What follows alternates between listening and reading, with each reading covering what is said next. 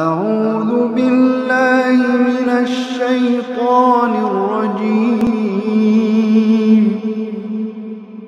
بسم الله الرحمن الرحيم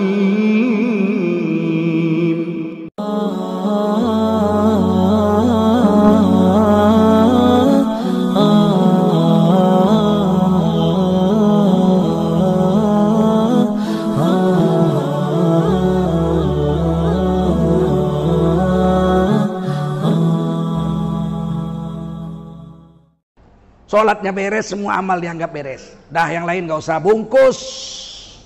Istilahnya bungkus, langsung masuk surga. Tapi kalau sholat gak beres, diperiksa yang lain, kata Nabi gak ada yang lolos. Seandainya manusia diperiksa semua amalnya oleh Allah, tidak ada satupun yang lolos dari pemeriksaan Allah. Assalamualaikum warahmatullahi wabarakatuh. Hamdan wa syukran lillah, wassalatan wassalaman ala rasulillah wa ala alihi wa sahbihi wa mawalah. Allahumma salli ala nabiyyina Muhammadin wa ala alihi wa sahbihi ajma'in. Amma ba'du, qala Allah ta'ala fi kitabihil aziz, a'udzu billahi minasy syaithanir rajim. Bismillahirrahmanirrahim. يا أيها الذين آمنوا اتقوا الله وقولوا قولا سديدا يصلح لكم أعمالكم ويغفر لكم ذنوبكم ومن يطع الله ورسوله فقد فاز فوزا عظيما. قال رسول الله صلى الله عليه وسلم Man kharaja fi talabil ilmi fahuwa fi sabilillahi hatta yarji. Baginda Rasul bersabda, siapa keluar untuk mendapatkan ilmu, orang itu adalah orang yang berjihad fi sabilillah sampai dia kembali ke tempatnya. Mudah-mudahan kita semua mendapatkan pahala jihad dari Allah SWT. Amin.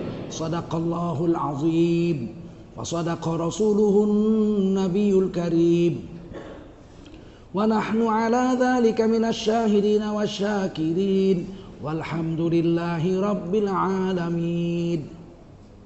Para ulama, tuan-tuan guru yang berhadir, yang dimuliakan Allah SWT, segenap pengurus masjid Al-Muqarrabin yang dimuliakan Allah SWT, wa bapak ibu-ibu hadirin wal hadirat rahimakumullah. Wajiblah kita bersyukur pada Allah SWT. Salawat dan salam kita sampaikan untuk baginda Rasulullah sallallahu alaihi wasallam. Kita ini orang yang beruntung, karena dari 7,6 miliar penduduk dunia sekarang ini, kita termasuk dalam golongan orang-orang beriman kepada Allah dan baginda Rasul, mengucapkan la ilaha illallah Muhammadur Rasulullah. Gak banyak, hanya 1,7 miliar. Dari 7,6 miliar penduduk dunia, 1,7 miliar sekarang beriman kepada Allah dan baginda Rasulullah Muhammad sallallahu alaihi wasallam. Alhamdulillah kita masuk salah satu dari 1,7 miliar itu. Lebih banyak yang enggak beriman sama Allah dan Rasul daripada yang beriman. Tapi walaupun kita orang beriman, orang Islam ini hanya 1,7 miliar, merupakan komunitas beragama paling besar di dunia. Kita paling besar 1,7 miliar, disusul dengan Protestan 1,2 miliar, Hindu 1,1, Katolik 700-an juta. Tidak beragama lebih banyak lagi dari itu. Ada orang yang komunis, ateis, tidak percaya Tuhan, ateis.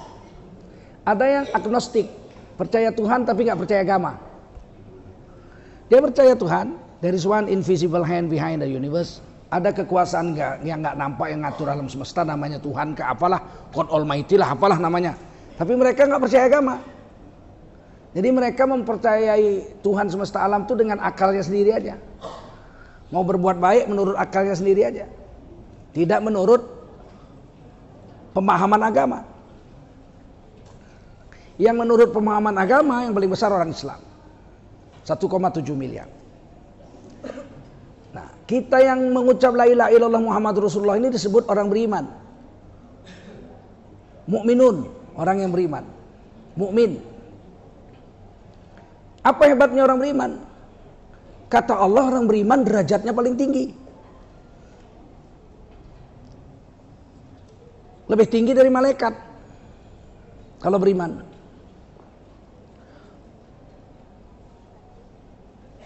Malaikat-malaikat itu kerja untuk kita, orang beriman.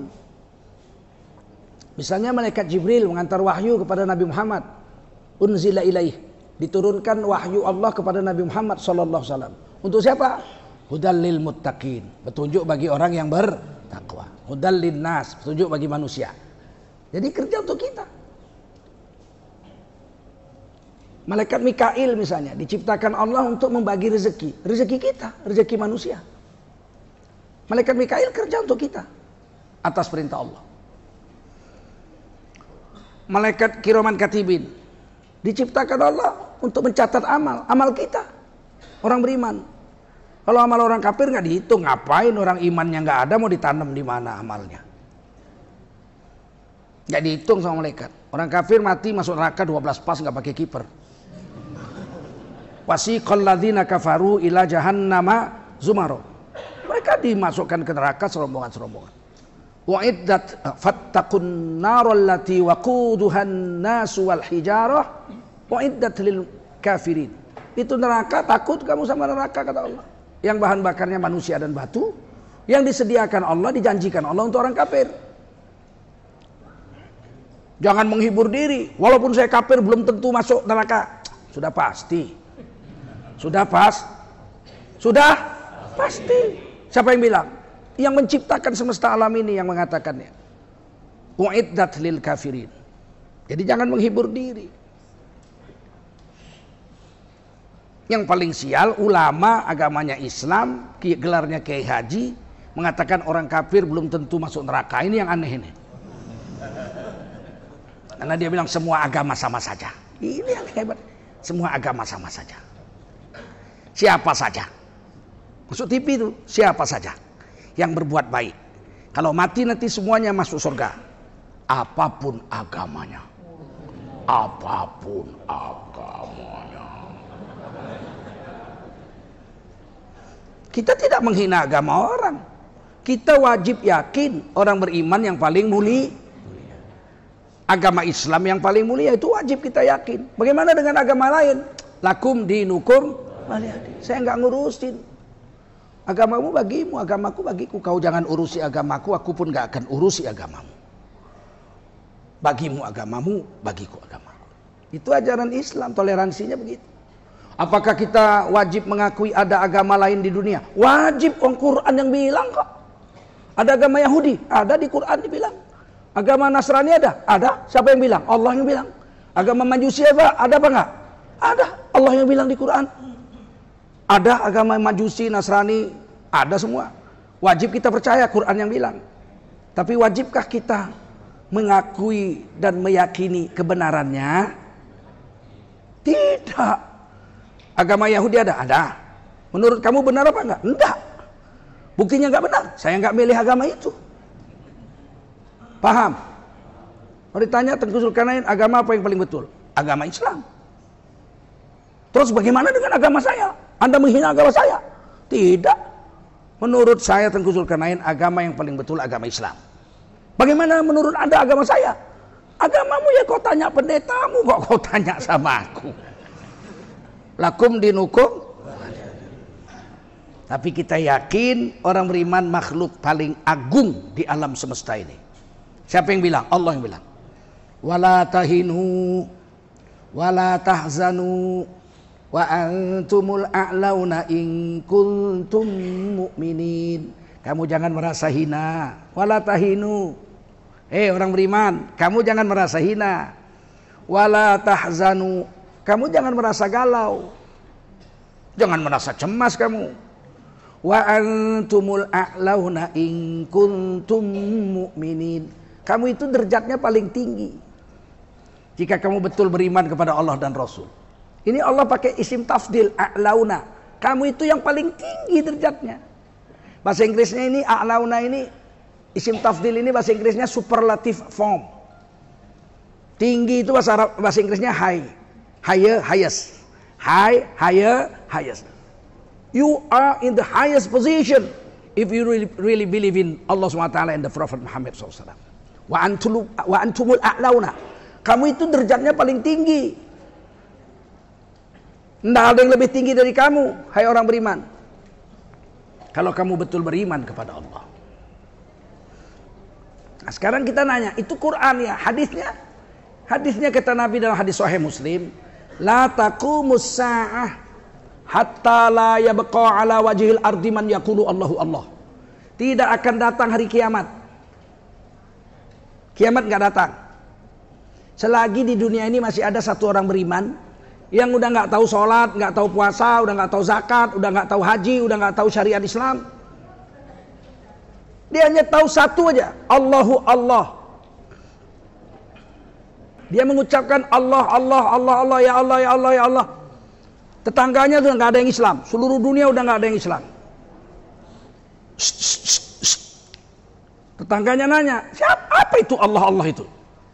Dia bilang, saya nggak tahu. Yang saya tahu dulu nenek saya kalau kaget bilang Allah, ya Allah. Kalau senang, ya Allah. Kalau sedih, ya Allah. Pokoknya saya tahu itulah namanya Tuhan. Bagaimana nyembahnya, bagaimana aturannya saya udah nggak tahu. Tinggal begitu mutunya. Orang Islam yang satu-satunya yang hidup orang beriman tinggal kayak gitu mutunya. Kata Rasulullah dalam hadis Sahih Muslim, kiamat nggak datang. Allah masih menghormati alam jagat raya semesta ini ketika masih ada satu orang beriman di atas bumi. Orang itu tinggal di padang Arafah. Waktu itu padang Arafah pohon kayunya udah besar-besar, rumput sudah hijau, air sudah mengalir jernih. Nah itu pasti terjadi, Rasul yang bilang. Satu hari dia sedang menggembala kambing, datang singa. Mau mengambil kambingnya, dia melawan dengan tongkatnya, dia berkelahi dengan singa, dia luka-luka. Hari itu dia mati karena lukanya. Hari itu orang beriman satu-satunya yang hidup di padang Arafah itu mati. Pada hari itu juga Allah perintahkan malaikat sangkakala, malaikat Israfil untuk meniup sangkakala dan hancur binasalah seluruh alam semesta tanpa bekas. Jijik Allah lihat alam semesta ini kalau nggak ada orang beriman. La taqumus sa'ah illa ala syirarin nas. Kiamat tidak akan datang menimpa kecuali hanya manusia-manusia bejat yang kafir saja yang kena azab kiamat itu. Begitu harganya orang beriman di sisi Allah.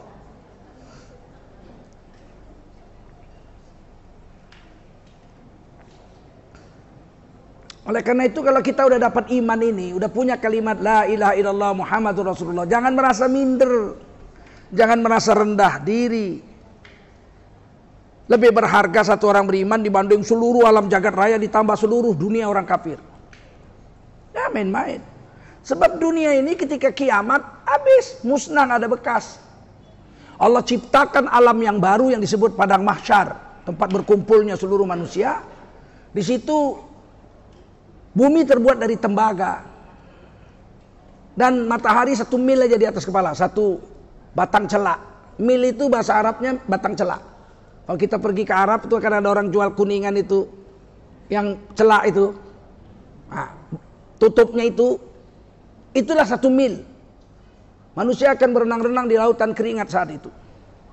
Ada yang kelelep berenang-renang, ada yang sebatak kaki, ada yang selututnya, ada yang seperutnya, ada yang tenggelam di lautan keringatnya masing-masing. Yang bisa selamat orang-orang yang di bawah naungan Arash, orang yang imam yang adil, orang yang menjaga sholatnya 5 waktu ke masjid, orang yang bertemu dan berpisah karena Allah, saling cinta mencintai karena Allah, orang yang sedekah tangan kanannya, tangan kirinya nggak tahu, orang yang sedekah ikhlas. Dan ada 7 golongan yang selamat pada hari huru hara di padang mahsyar itu. Nah bapak-bapak yang mulia, setelah kita diberi iman sebagai derajat manusia tertinggi, Allah beri agama. Allah berikan agama, agama tertinggi pula. Al-Islamu ya'lu wa la yu'la alaih. Islam tuh tinggi, nggak ada lebih tinggi dari Islam. Kan hebat kita itu, double hebatnya itu. Orang beriman, makhluk paling tinggi, lebih tinggi dari malaikat kita.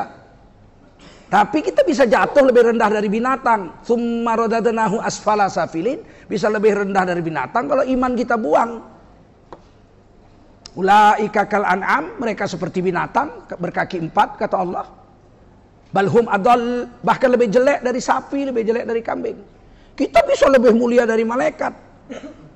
In kuntum mu'minin, kalau kamu betul-betul beriman kepada Allah. Tapi bisa lebih rendah dari binatang kalau kita buang iman kita buang agama kita. Begitu terangnya ajaran Islam itu.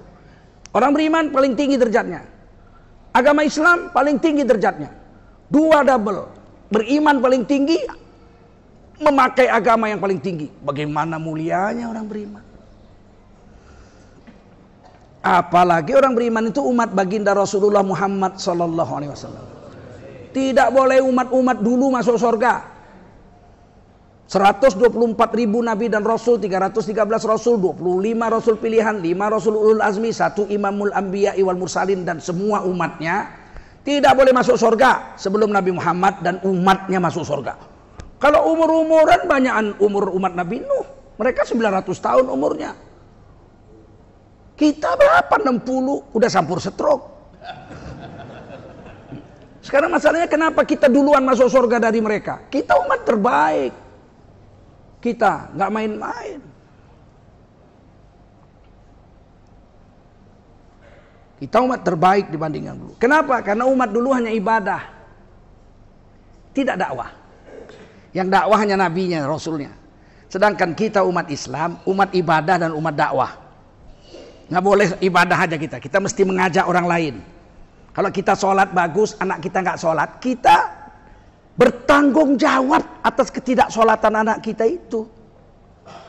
Saya zikir, habis sholat zuhur pulang ke rumah zikir sampai nangis-nangis. Tiba-tiba dengar suara organ tunggal. Iwak pengek, iwak pengek.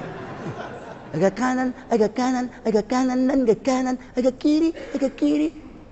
Saya zikir, subhanallah, subhanallah. Lari-lari anak saya, pak, mama joget pak. Sama itu tukang ojek yang kumisan itu. Itu suara mama tuh yang nyanyi, ke kanan, agak kanan, agak kanan. Terus saya bilang, hehehe, mamamu memang begitu nak. Subhanallah, subhanallah. Saya nggak berpahala dengan zikir saya. Saya berdosa dengan zikir saya. Sebab membiarkan istri saya dijogeti orang.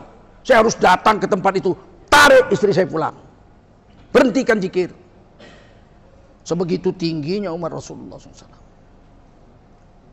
Bukan umat ibadah kita umat dakwah, mencegah yang mungkar. Istriku pulang, kamu nggak boleh joget sama si kumis itu. Kalau mau joget sama saya. Begitu. Saya nggak mau, saya mau joget sama si kumis. Kuceraikan kau, kucari bini baru. Gitu. Kawin kau sama si kumis, aku kawin sama yang lain. Buat apa ku pertahankan Astuti? Astrea tahun 73, jalan aja udah bengkok. Lebih bagus ku beli Mio baru sekali loncat, ingat gitu, loncat. Kita umat dakwah, bukan umat ibadah saja kita. Kalau ibadah kita kalah dengan umat Nabi Nuh, betul nggak?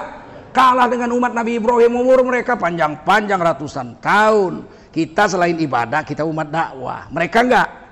Istri Nabi Lut kafir, Nabi Lut nggak masuk neraka. Memang begitu zaman itu. Istri Nabi Nuh 950 tahun umur Nabi Nuh wafat, istrinya kafir. Anak bungsunya Kan'an kafir. Nabi Nuh nggak tercela gara-gara itu. Kita nggak bisa. Nabi Muhammad istrinya 12 semua solehah. Anaknya perempuan 4. Zainab, Ruqayyah, Ummi Kulsum, Fatimah, 4-4-nya solehah. Menantu Nabi Sayyidina Ali, Sayyidina Utsman soleh. Mertua Nabi Sayyidina Abu Bakar, Sayyidina Umar, Sayyidina Abu Sofyan, semuanya hebat-hebat. Nggak ada satupun yang kafir. Ini saya mau tekankan dulu. Siapakah manusia paling mulia di dunia? Orang beriman. Agama apakah paling mulia di dunia? Agama Islam. Inna dina indallahil Islam. Kalau udah begitu kan kuat sekali kita. Iman diperiksa di kubur, amal diperiksa di akhirat. Kita orang beriman, iman diperiksa di kubur. Gagal pada pemeriksaan iman, kita disiksa oleh siksa kubur. Berhasil pemeriksaan iman, kubur kita meluas sejauh mata memandang.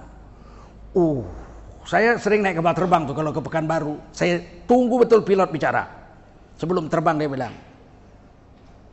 para penumpang sekalian, kita akan terbang dengan ketinggian 31.000 kaki menuju Pekanbaru. Jarak perjalanan kita menempuh waktu 1 jam 20 menit dan jarak pandang 10 km. Wah, jarak pandang 10 km. Pernah kebakaran hutan, jarak pandang hanya 200 meter, penerbangan dibatalkan. Kita turun lagi. Jarak pandang 200 meter. Tapi kalau jarak pandang 10 km, berapa jauhnya bisa kita lihat. Kubur orang beriman meluas sejauh mata memandang. 10 km lebarnya, alam barzahnya. Rumah kita aja RSS. Rumah sangat sederhana sekali sehingga selonjor saja pun susah.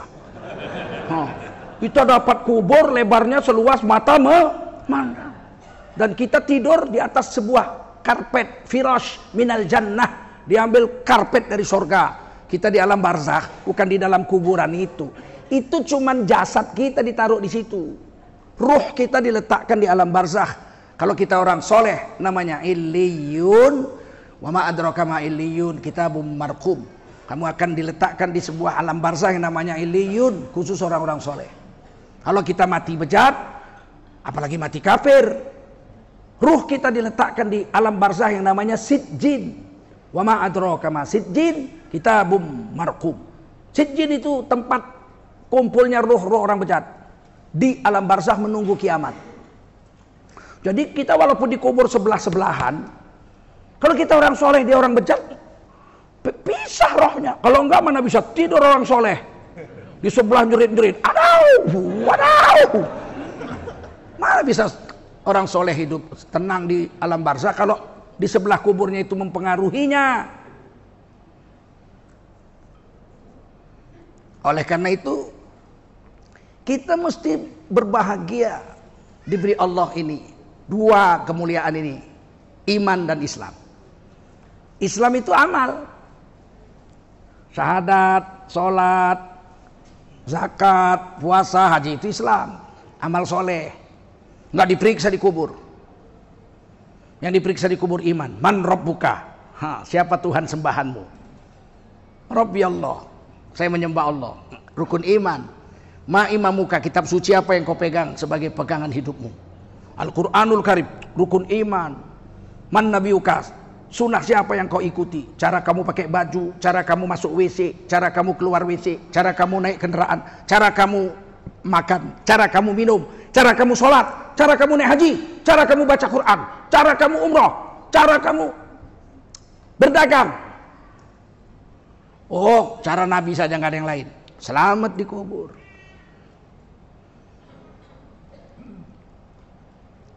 Tapi kalau pemeriksaan iman dikubur gagal, aduh, disiksa dikubur sampai hari kiamat, jangan main-main. Orang bilang kan belum diperiksa amal. Ini orang Mu'tazilah, ini orang-orang nasionalis, orang-orang liberal. Dibilangnya tidak ada siksa kubur. Kenapa? Karena belum diperiksa amal kok sudah disiksa. Memang amal belum diperiksa. Awwalu ma yuhasabu bihil abdu yaumal qiyamah as-shalah.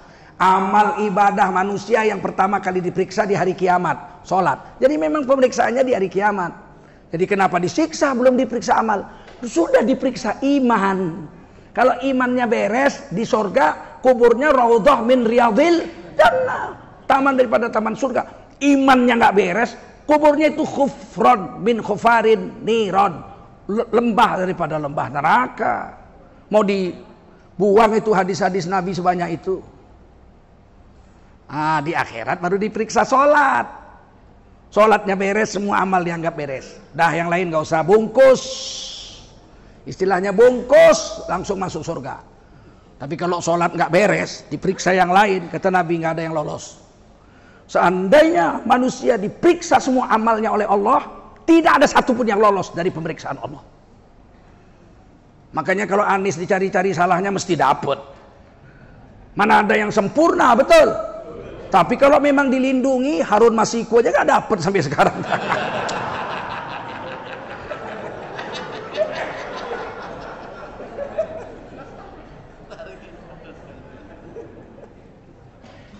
Maka kita berharap dengan tiang agama sholat ini kita jaga, supaya di akhirat sholat diperiksa beres, sudah yang lain tutup buku. Udahlah, kata Allah, kasihan tiang agamanya udah beres, udahlah, yang lain dianggap beres aja. Kita maunya begitu, maunya kita.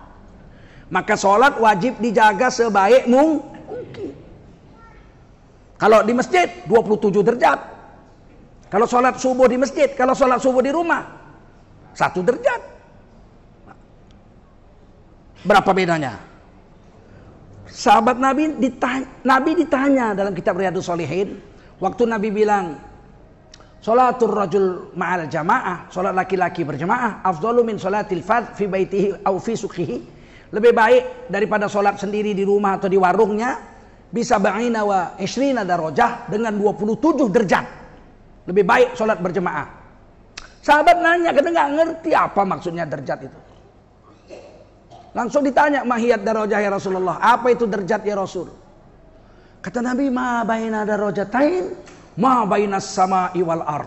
Jarak derajat yang satu dengan derajat berikutnya itu jaraknya sejauh langit dan bumi. Alangkah ruginya kita nggak ke masjid. Kalah 27 kali bolak-balik langit bumi. Makanya sahabat Nabi dulu kalau ketinggalan sholat berjamaah sekali, mereka nangisnya 40 hari. Ketemu kawannya nangis. Kamu kok nangis aja Ki? Karena saya sudah kalah dengan kamu. 27 kali bolak-balik langit bumi, saya sekali. Jadi 26 kali saya nggak akan kejar lagi sampai hari kiamat derajatmu di sisi Allah Subhanahu wa taala. Mereka paham agama. Nah, bayangkan kalau orang mulia, agama yang mulia bersatu, berapa kuatnya kita di dunia ini. Sayangnya kita tidak bersatu. Yang hebat merasa hebat, yang hina, yang tidak hebat merasa hina. Padahal Islam ini kata Nabi kal jasadil wahid, seperti tubuh yang satu. Kalau tubuh yang satu sokong menyokong, nggak boleh yang satu bilang paling hebat, yang satu kurang hebat. Kayak kita beli Mercy 2 miliar. Apa kata mesin? Saya paling hebat. 2 miliar itu saya lah yang paling mahal. Ya kalau bannya kempes 44 mau jalan kemana? Nah, bikinlah kau jalan pakai mesin, jangan pakai ban. Ngambek bannya 44 mau apa? Ban bilang saya paling hebat. Bautnya bilang coba lu jalan, bautnya ngelepasin semua, kalau nggak nyungsep masuk got kamu. Apalah artinya sebuah baut? Iya, tapi baut itu menentukan berputarnya roda. Jadi kita beli 2 miliar mobil Mercy itu termasuk beli bautnya. Betul? Nah, jangan kita anggap saya paling hebat. Nggak ada. Semuanya satu kesatuan. Kal jasadil wahid. Baru 2 miliar harganya karena lengkap itu. Karena lengkap, ada wipernya. Kalau nggak ada wipernya siapa yang mau beli? 2 miliar wiper nggak ada, nggak beli sendiri. 2 miliar nggak pakai wiper. Jadi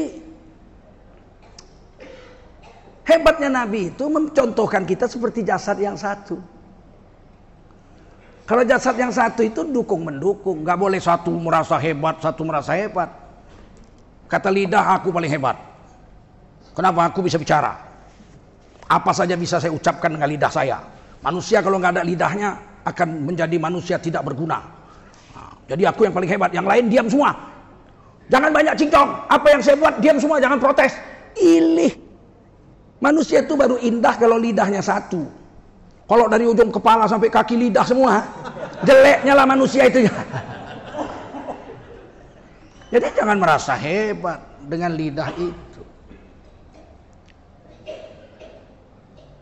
Lidah yang hebat itu cuma satu, betul, tapi dikurung. Dikurung Allah SWT dengan 32 gigi. Udah dikurung pakai gigi, masih dikurung pakai 2 bibir, walisana wa syafatain. Dan lidah itu dikurung di antara 2 bibir. Maksudnya apa? Biar jangan petentengan itu lidah. Lidah tuh kalau dikurung pakai gigi masih bisa ngomong. Awas kau ya. Tak batok engkau kau. Masih bisa ngomong. Oleh karena itu selain dikurung sama gigi, dikurung sama bibir. Kalau udah dikurung bibir nggak usah ngomong. Maksudnya apa? Biar direm sedikit kehebatan lidah itu.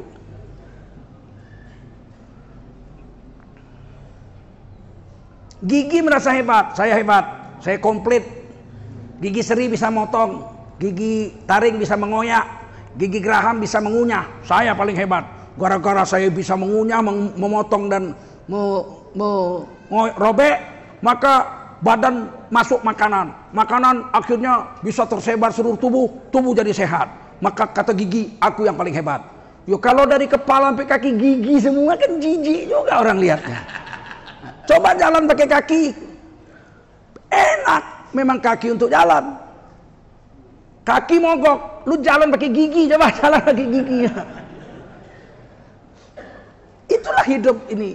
Sederhana aja Nabi bilang, orang beriman itu seperti tubuh yang satu, kal jasadil wahid. Tapi makna filosofinya luar biasa. Nggak bisa kita hebat kalau sendiri.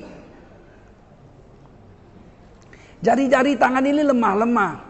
Jempol ini telunjuk lemah-lemah ini, tapi ketika dia bersatu menjadi tinju, wah dahsyat. Apalagi tinju Mike Tyson, pingsan orang. Apalagi tinjunya Nabi Musa, ditabok sekali mati Bani Israel.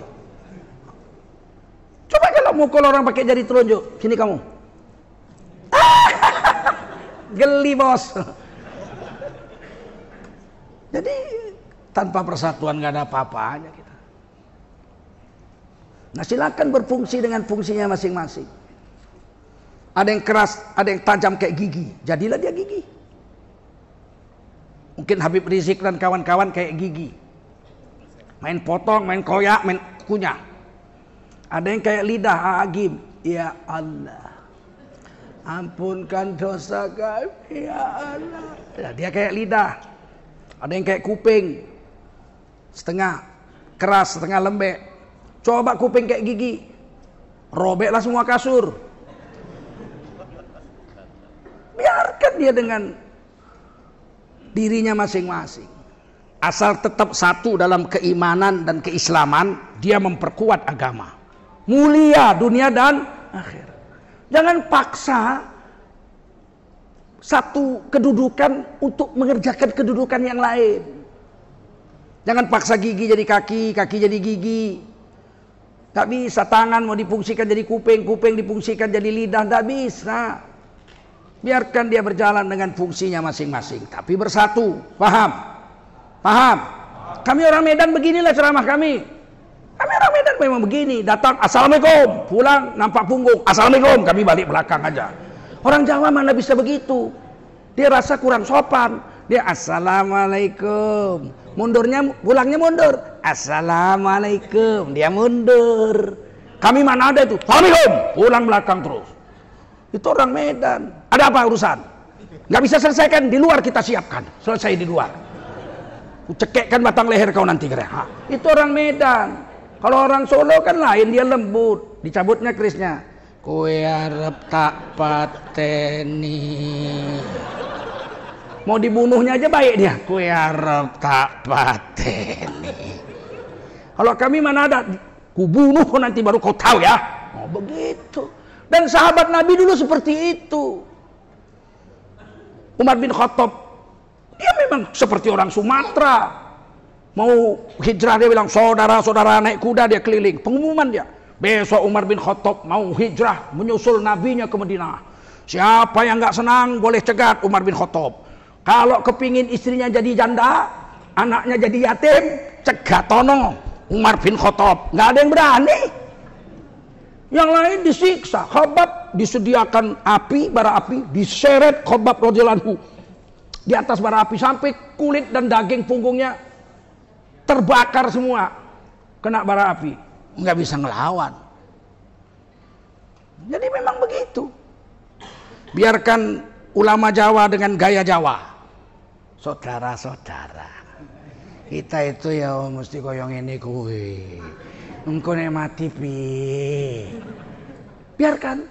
Kami orang Sumatera mana bisa begitu. Kalau kami ceramah kayak begitu di Medan, tidur semua orang. Pulang-pulang ditanya bininya, istrinya nanya, dari mana mas kok pulang jam 10? Ngaji. Ada ceramah agama. Siapa ustadznya? Tengku Zulkarnain. Apa isi ceramahnya? Amma ba'du. Oh, dia tidur.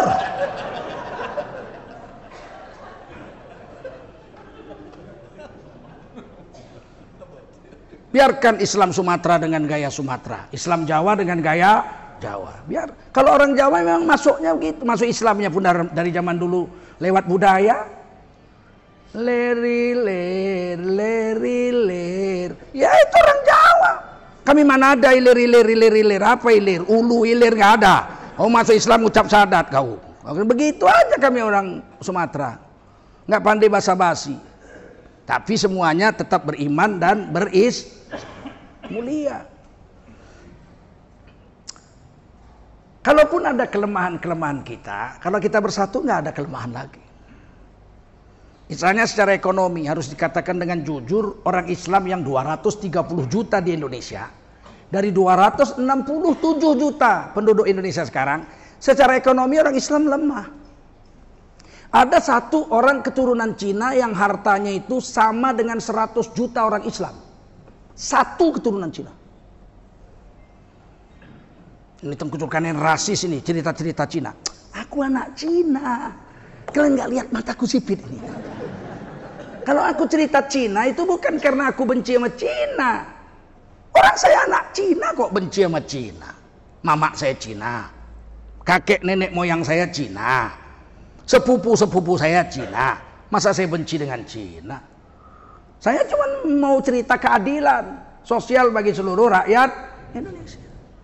Bayangkan satu keturunan Cina punya kebun sawit 1 juta hektar. Ditandatangani 35 tahun haknya. Udah habis 35 tahun zaman Pak Harto. Kata Pak Harto habis 35 tahun. Tidak boleh lagi. Diperpanjang 35 tahun.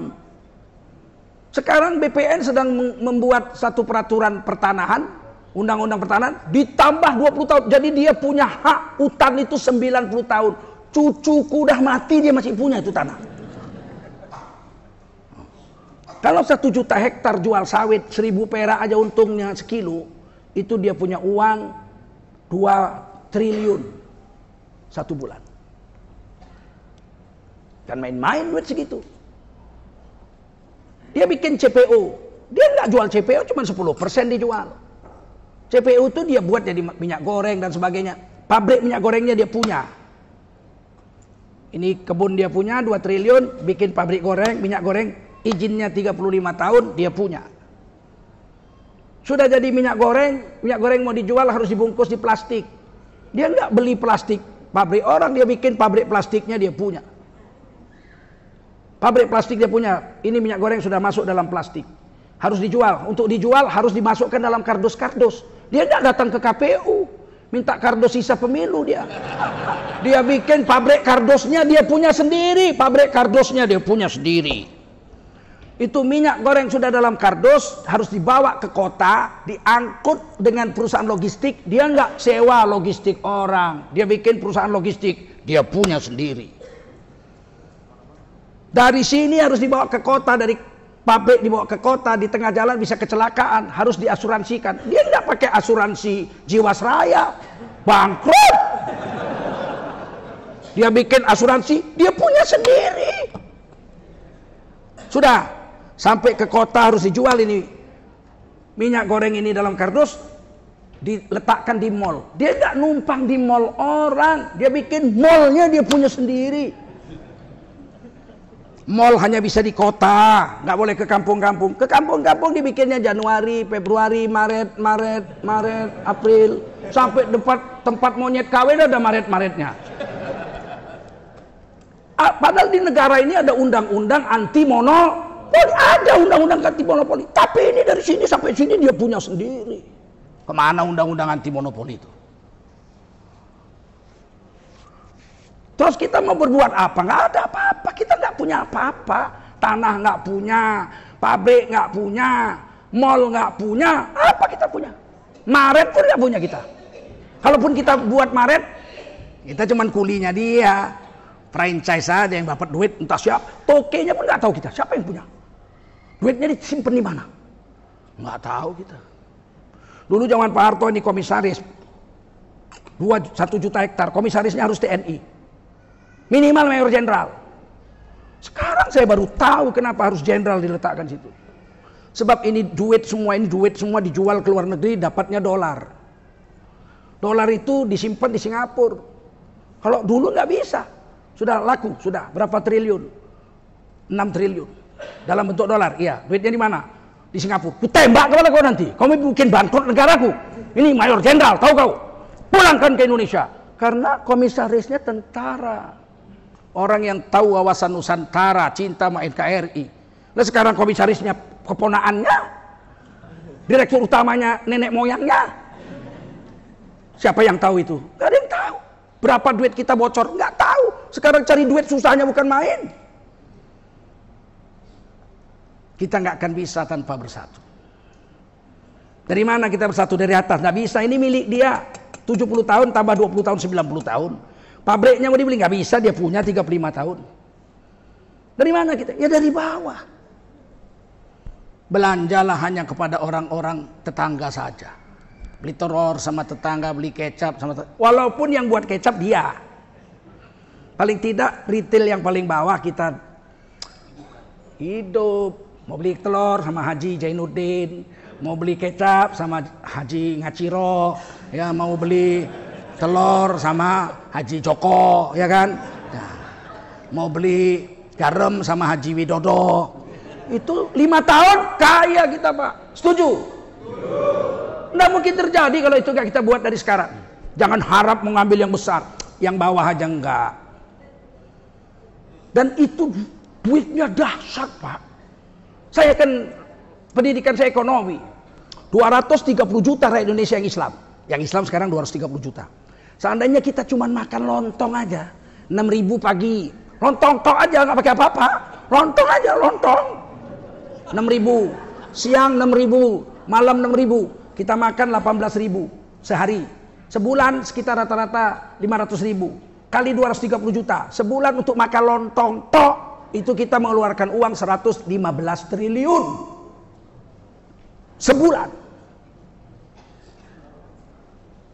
Ada kawan saya datang konglomerat bungkuk-bungkuk 1 jam sebelumnya udah standby semua menunggu. Begitu datang bungkuk-bungkuk, monggo. Ini kok nggak sekali-sekali nangka, cempedak gitu, monggo. Duduk hormati. Semua pejabat itu pegang manoe. Oh, saya kan jengkelnya bukan main saya ini. Siapa ini orang? Setelah pulang saya bilang sama kawan saya, kok ngono tenan sih mas? Ngisin-ngisin aja, kok ngono. Lo ini orang besar mas. Dia ini pembayar pajak 2 triliun setahun. Betapa besarnya. Orang Islam makan lontong aja 115 triliun. Loh, dari mana jalannya? Nih, kaliin 230 juta kali 18.000 sehari, kali 30 hari, sebulan 115 triliun. Dilihat-lihat kertasnya gini. Iya ya, duren ya. Nggak jadi monggo. Kita nggak mau mikir kekuatan orang Islam. Hari ini kekuatan orang Islam terserak-serak. Sehingga nggak ada kekuatan. Kalau kita makan warteg,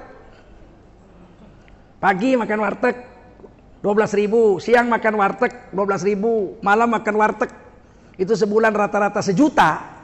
Itu kita makan warteg seluruh Indonesia, nggak ada makan beef stick, nggak ada makan yang lain. Warteg aja itu 230 triliun sebulan.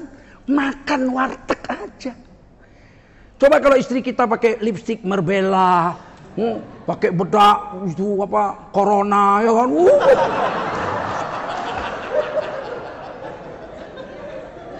Berapa ratus triliun sebulan. Andil umat Islam untuk negara NKRI ini. Paham? Nah, terakhir. Saya dulu waktu kecil kalau ngaji pakai senter. Senter ada batu baterainya 2. Itu baterainya yang terkenal dulu Eveready, baterai cap kucing. Itu nggak busuk dia. Kalau yang ABC busuk dia karena bungkusnya itu kertas. Kalau Eveready bungkusnya kan kaleng, nggak bocor. Jadi bapak saya itu membelikan Eveready, baterai cap kucing. Senter, saya sendiri ngaji pakai senter. Yang lain pakai obor. Bapak saya takut saya terbakar pakai senter. Udah. Kalau dipakai seminggu atau 10 hari dia lemah, udah nggak terang, nggak beli 2, bapak saya beli 1. Jadi dibeli baterai Eveready-nya 2, dibeli 1, dites sama dia, cengit agak terang, yang ini merled, nah, letakkan di pinggir pintu, di samping tempat tidur itu ada senta. Nah, akhirnya apa? Saya pakai baterai 1 yang lama, yang 1 yang baru, terang.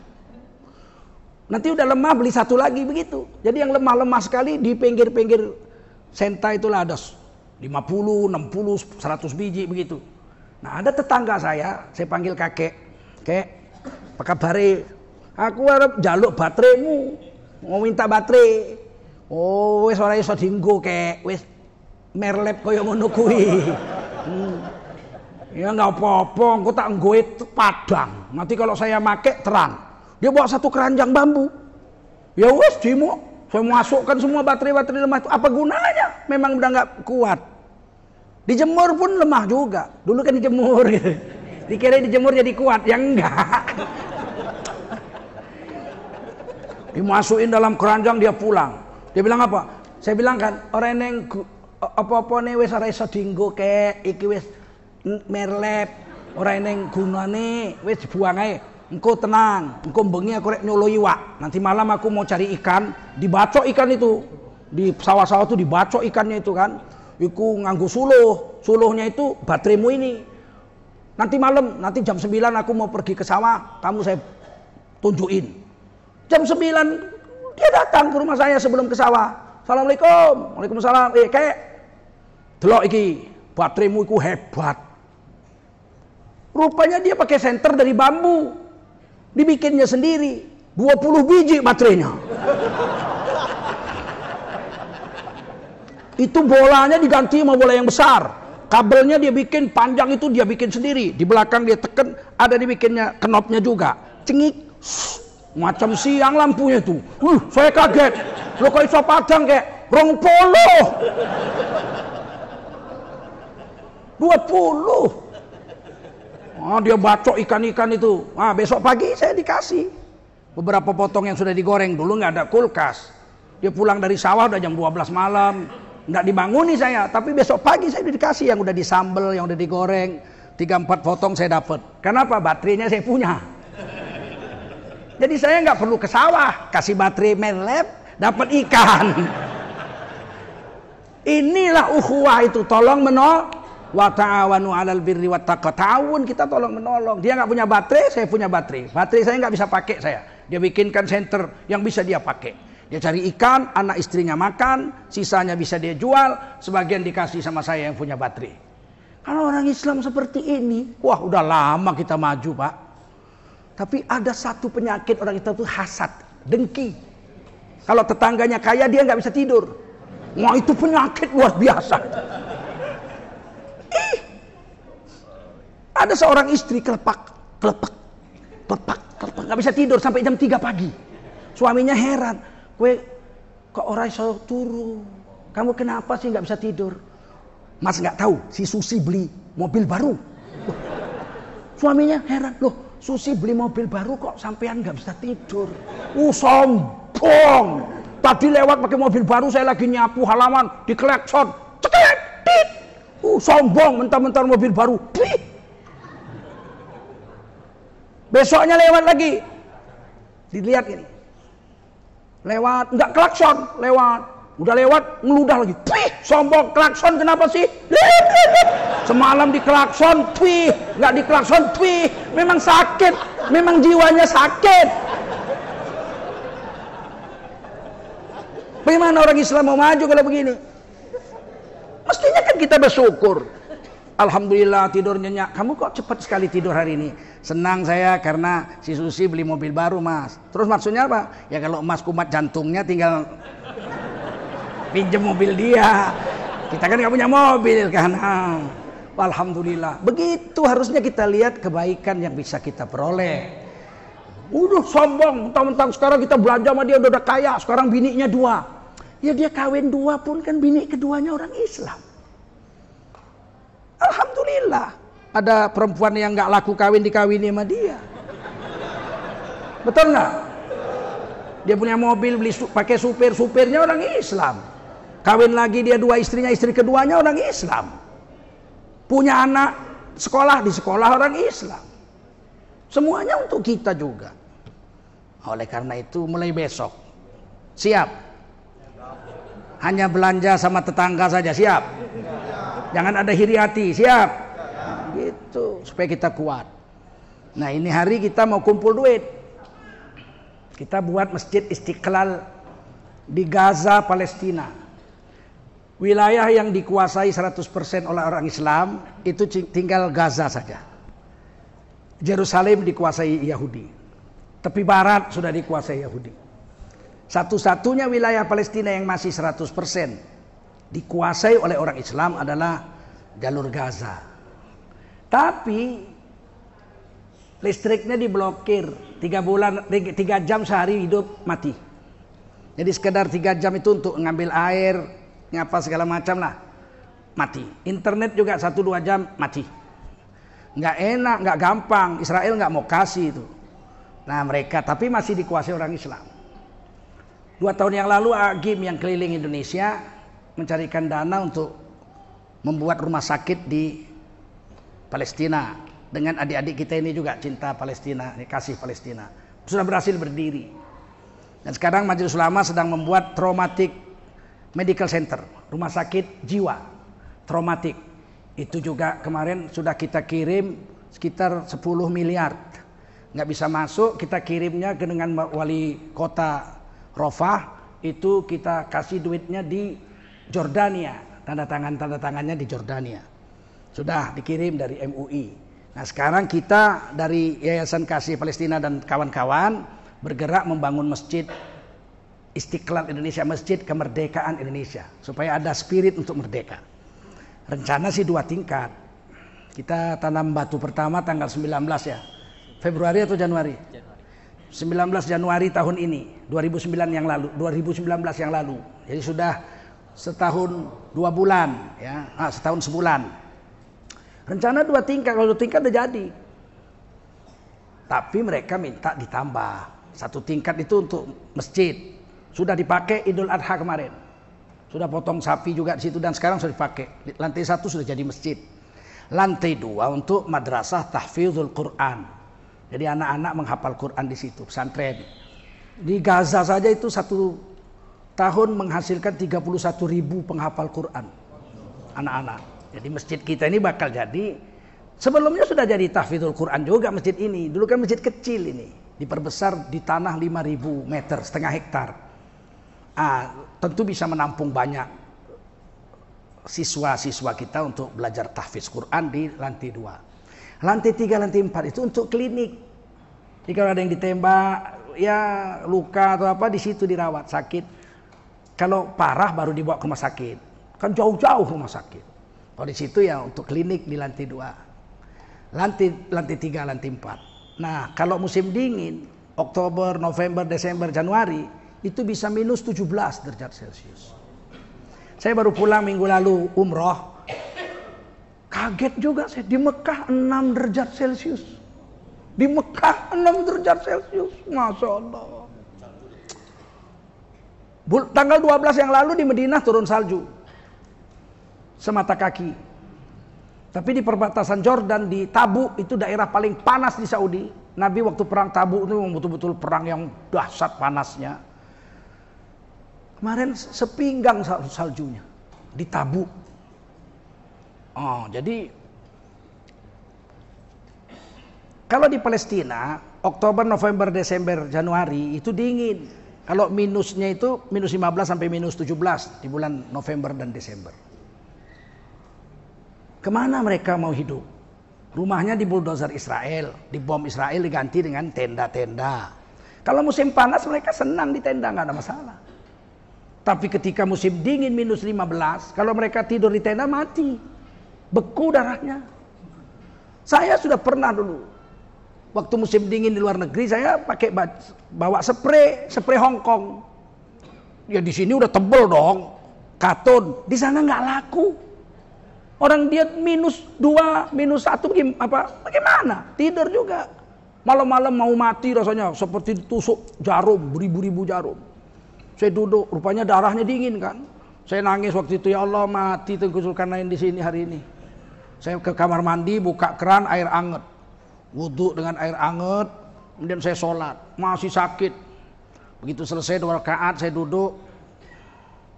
Orang India itu kasih saya minum chai, teh susu, biar anget katanya. Pakai jahe, minum saya. Diurut-urut, ada 2 orang yang ngurutin kaki. Sakit kamu? Sakit, saya bilang. Seluruh badan saya sakit. Karena selimutmu ini nggak laku ini. Ini apa ini?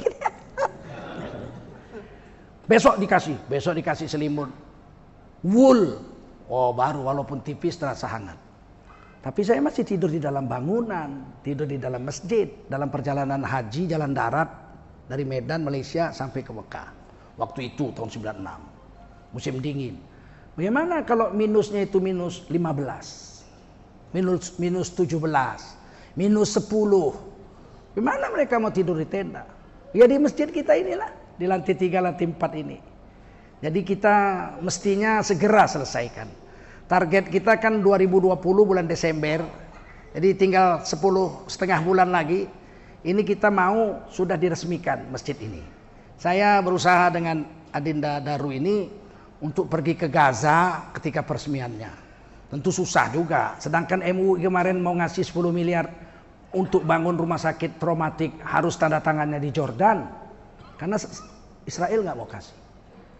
Saya pernah ditawarkan masuk Israel dengan tenang dan nyaman, tapi harus makan malam dengan wakil Perdana Menteri Israel di Tel Aviv, Perdana Menteri Israel atau wali kota Tel Aviv. Saya nggak mau. Saya mau ke Palestina, bukan mau ke Israel. Disediain, mau Messi, pernah disediain helikopter. Ya. Wakil Sekjen MUI Pusat waktu itu. Kalau saya makan malam dengan Perdana Menteri Israel kan geger sedunia itu. Ya enggak, Tengku Zulkarnain makan sama manusia keturunan monyet, kan gitu kan? Kan mereka keturunan monyet, kuno qiradatan khasiin, betul enggak? Mereka dikutuk jadi monyet menurut Quran. Kan geger se-Indonesia. Malulah 7 keturunan anak cucu saya, ya enggak? Kemudian ditunjukkan fotonya. Nih, kakekmu dulu. Lebih baiklah kita nggak masuk. Jadi saya 12 jam pernah ditahan. Satu aja, Anda masuk Mercy atau naik heli pergi ke Tel Aviv, makan malam, besok Anda bebas keliling seluruh Palestina. Saya bilang tidak, saya milih ke Palestina aja, nggak usah saya ke Tel Aviv. Tapi kami akan berjuang. Nanti kalau ini diresmikan, insya Allah kita akan pergi ke sana 1-2 orang minta izin dari Singapura. Saya akan jumpa Presiden Singapura, perempuan, orang Melayu presidennya. Minta tolong supaya bisa diberi visa peresmian Masjid Istiqlal Indonesia di Gaza. Semoga kita bisa menyelesaikannya dengan cepat. Di sana mahal Pak, 1 sak semen di Papua 1,5 juta. 1 karung semen di Wamena itu 1 juta, 1,5 juta. Bagaimana 1 karung semen di Gaza? Tentu mahal. Jangan pikir murah membuat masjid di sana. Tapi banyak keajaiban. Waktu nelayan Gaza nggak boleh ke laut, lautnya sempit aja. Itu ikannya yang loncat ke darat. Jangan main-main dengan pejuang agama. Ribuan ekor ikan loncat ke darat karena nelayannya nggak bisa nangkap ke laut. Begitu pertolongan Allah kepada orang-orang Palestina itu. Bisa buah persik sebesar apel Fiji. Buah persik itu kecil-kecil. Segede-gede apel Fiji, buah persik. Saya kemarin ke Taif dapat buah persik sebesar ini. Bijinya sebesar ini. Saya ambil 1, saya bawa pulang mau saya tanam di Indonesia. Entah bisa entah enggak. Hilang pula bijinya. Sekarang ini Palestina sedang luar biasa. Anggurnya berbuah besar-besar. Kormanya berbuah subur sekali, buah persiknya terlezat seluruh dunia, paling lunak, lembut, harum. Jadi mereka ditolong Allah. Nah kita ikutlah di situ, di rahmat Allah dan barokah Allah itu kita letakkan harta kita di situ. Semeter itu kita perlu 10 juta. Karena kita harus beli genset. Nggak bisa hidup listrik 24 jam kalau nggak kita punya sendiri. Kalau harap dari pemerintah Israel, dia cuma batasi 3 jam dimatiin listrik. Nggak mungkin bisa ngaji anak-anak kita 24 jam kalau kita nggak punya genset. Tentu harus beli genset.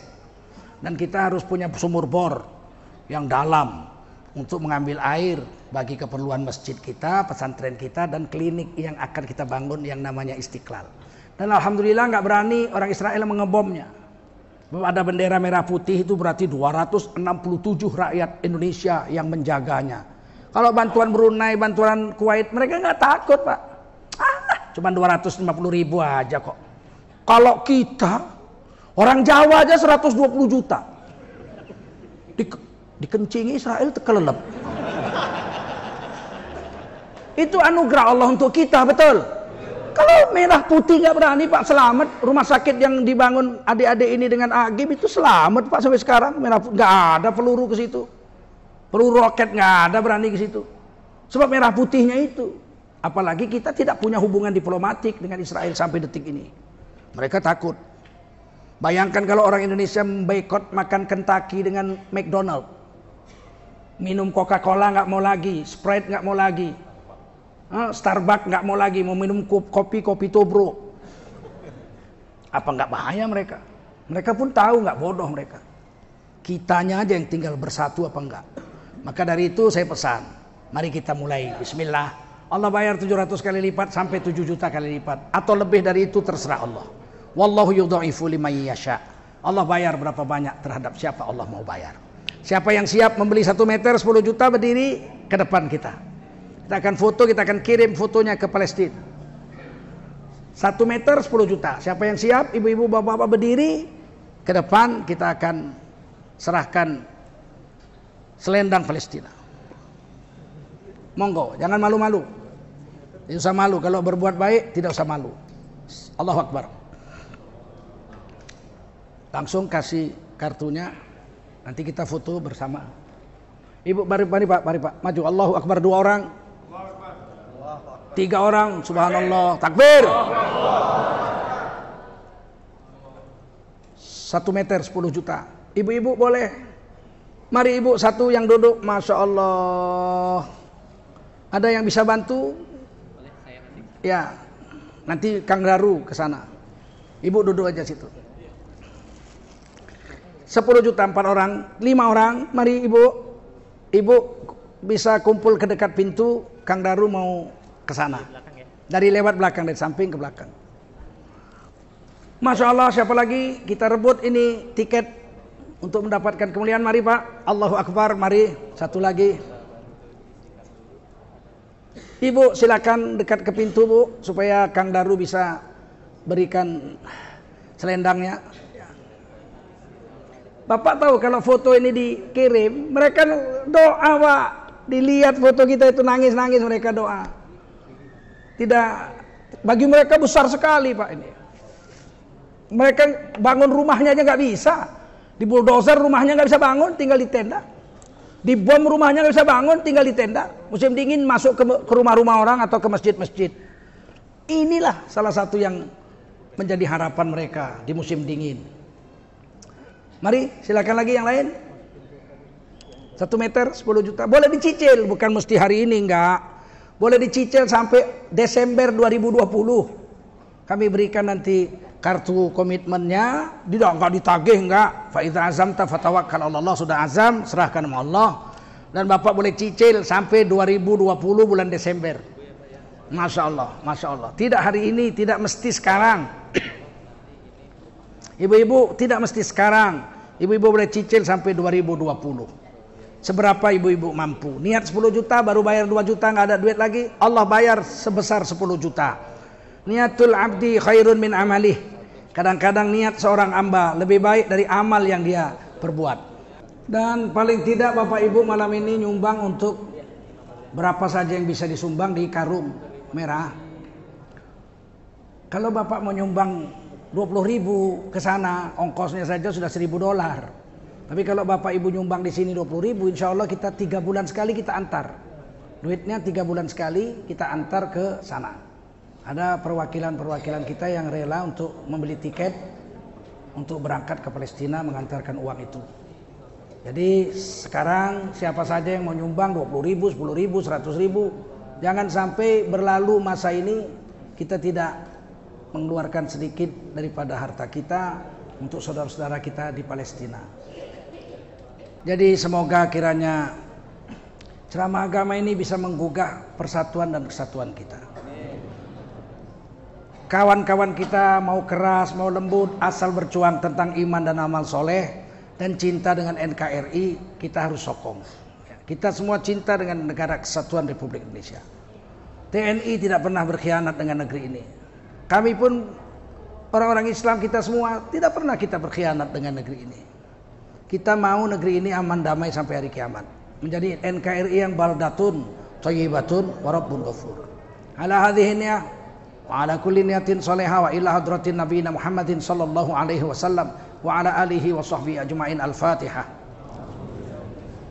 Amin ya Allah, amin ya Rahman, amin ya Rahim, amin ya mujibas sa'ilin. Allahumma bisirril Fatihah wa bi barakatil Fatihah wa bi karamatil Fatihah istajib du'ana wa hajatana ya arhamar rahimin wa tammim taqsirana bi rahmatika nastaghits. Allahumma ighfir lana dhunubana wa liwalidina warhamhum kama rabbawna shighara wa li jami'il muslimina wal muslimat wal mu'minina wal mu'minat al ahya'i minhum wal amwat bi rahmatika ya arhamar rahimin. Allahumma khtim lana bi husnil khatimah wa la takhtim alaina bis su'il khatimah. Ya Rabbana inna nas'alukal huda wat tuqa wal afafa wal ghina. Allahumma inna nas'aluka sihhatan wa afiyah wa salamatan wa barakah wa rahmatan wa hidayah wa nas'aluka rizqan wasi'an halalan thayyiban mubarakan jamila. Rabbana taqabbal minna du'ana wa hajatana wa tammim taqsirana bi rahmatika ya arhamar rahimin.